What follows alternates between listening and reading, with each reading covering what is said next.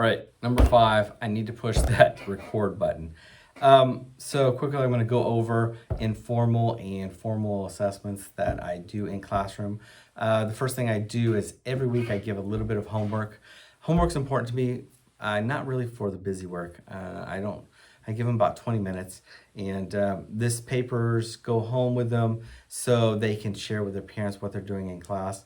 It allows them to work on their skills as a student and work on those spelling and vocabulary words at home. Every week we do the homework, very short, and we work on the spelling test. So on Friday we have a spelling test at the end of the week.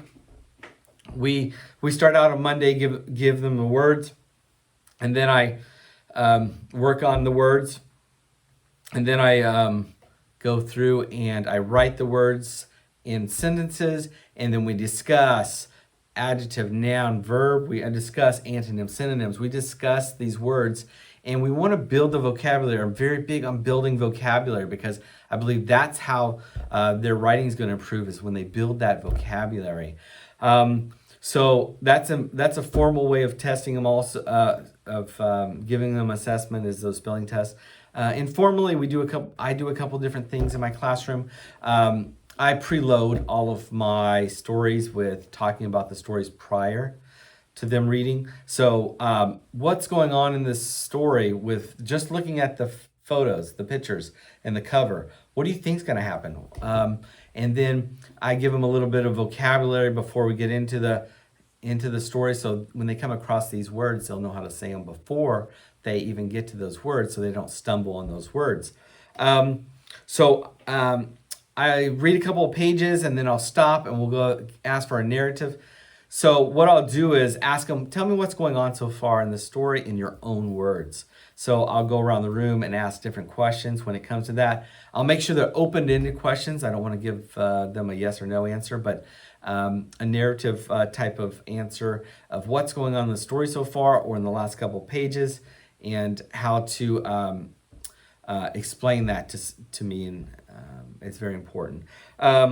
Peer-to-peer's good thing to do. What I do is I'll set them in groups, and then if it's for math, who can get the answer first, or if it's ELA, who can come up with the best topic sentence for what we're talking about.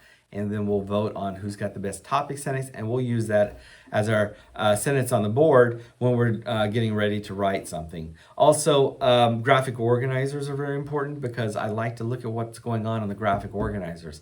If I can see what they're doing on the graphic organizers before we get into the formal writing part, we can see exactly what's going on in their mind, and then fix that if we need to help them along with that before we actually get to writing the sentences or their stories.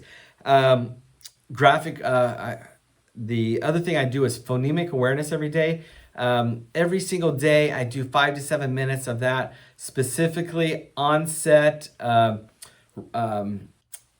blending, and like rhyming. So what we'll do is, hey, does it rhyme? Thumbs up. If it doesn't rhyme, thumbs down. I can quickly look around the room, and I can tell who's got the right answer, and we can cover that. If it's a wrong answer, I'll say, no, it does rhyme, say it again, and be able to go back over that with them in the classroom. That's more than 3, but we'll talk to you